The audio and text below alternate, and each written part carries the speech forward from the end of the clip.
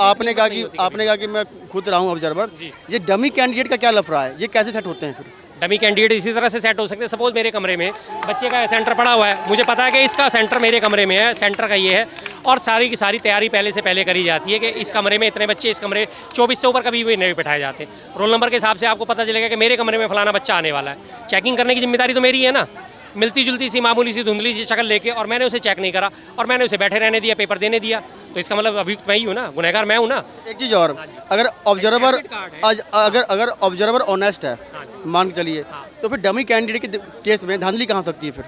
अगर ऑब्जर्वर है, ऑनेस्ट है, ऑब्जर्वर ने जाके प्रिंसिपल या जहाँ का जो सेंटर का संचालक है उसको जाके रिपोर्ट करनी है, तो सर फलाने मेरे कमरे में ये कैंडिडेट है, मुझे डाउटफुल लग रहा है, इसके ऊपर आप चेकिंग करो।